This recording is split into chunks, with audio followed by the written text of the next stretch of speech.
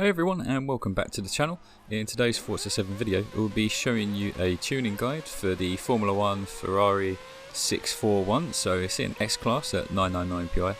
But first I just wanted to show you a quick race of what the car actually drives like in stock configuration. You can see we get a little bit messy with the person in third place right there, so we're just going to let him go ahead. For this track and the tuning guide itself, it's going to be at one of the Virginia International Raceway circuits. I've gone for the VIR North configuration because it's one that I don't think has actually been used quite a lot, and if you had a full lobby you certainly would not enjoy the amount of crashing you'd get on the track. But in low numbers like this, where it's only 8 people on the grid, it actually turned out to be a really fun race. So I thought it'd make a good test for making a grip car. See how we deal with having relatively shorter gear ratios as well as full downforce. I know people can often struggle a fair bit with trying to tune these very high-end cars because it can feel quite difficult to actually understand what's happening every tenth of a second whilst you go hurtling at 200 miles an hour around the corner. So as you can see, we just overtook someone there, and we're going to skip ahead to lap 3 of 5. So this was actually in a weekly league race for the Formula 90s division, and this was my first race ever in X-Class, and it turned out to be really interesting. As you can see, we've caught up to the back of second place here in lap 3. Person in first place is a fair bit ahead, quite a few seconds, I think actually about 5. And at the moment we're having to struggle with this guy, but it turns out that just through sheer pressure he yeets it off the final turn at VIR and goes hauling off to the grass, and you certainly do not want to do that around here because that grass just pulls you away and it takes you to what feels like an eternity to get back on the track. Skip ahead again to lap 5 of 5. So it was a very quick race and I only wanted to show you the main highlights, which were catching up to first place. I didn't actually think it was going to happen in a stock car. The gears really aren't optimised for this, and the car actually felt pretty stiff, so sometimes it was really difficult trying to pull it around. Right there you can see nearly clip into the tyre barrier, but we're actually making ground into first place, so it's just about looping it around this uphill right hander. Really tricky corner I find, and we'll see if we can make up any ground through these S-bins here, and we do nearly go flying into the back of him. I was wondering whether to try and go around the outside, but these cars, because they're so fast, it just doesn't lend to good overtaking possibilities around this track. So really we want to put it down on the last turn, see if we can make a really good run. And I thought I was going to make a good run, but my car bounced a little bit over the curb, and that's why I ended up cutting the grass a bit. So after making contact with the driver ahead before, we'll just let him go, happy to take second place after how many seconds behind we were. But yeah, as you can see, we had the fastest lap by quite a long shot, and given it was my first race, I thought why not actually do some hot lapping. So here we are on lap 11 with my first hot lapping session.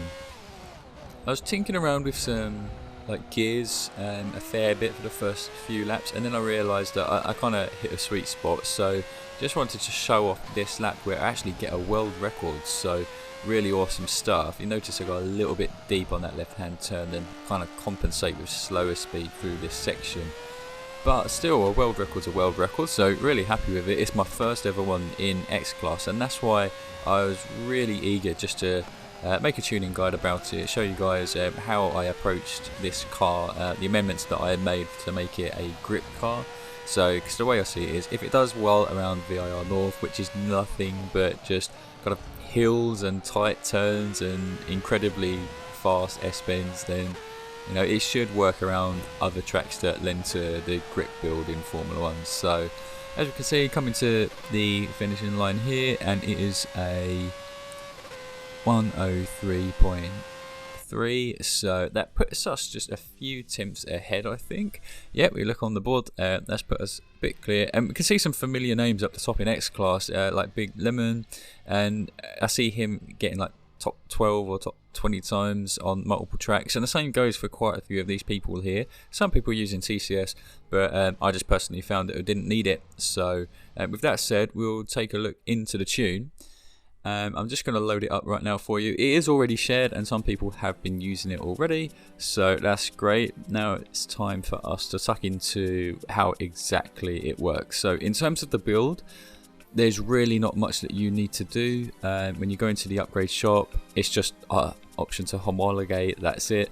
But for the tyres and rims, what you want to do is go to the rim style, and then it doesn't really matter what rim style it is, but either way, what you want to do is just make sure that you are choosing some type of rim that will bring the total weight down to 1109 pounds. So again, that's 1109 pounds. So for example, that rim would do. Doesn't really matter what style you go for, that's just personal choice. But other than that, that is the build done. So let's now tuck straight into the tune itself. So tyre pressure is 29 on the front, 29 on the back. Gearing is final drive 3.49. First gear is 3.30. You always want to make first gear relatively on the acceleration side. You want it to be short enough that when you get off the line, you're not going to stall. So that's why it seems so much shorter than second gear. Second gear is a lot longer at 2.25. Third gear, 1.79.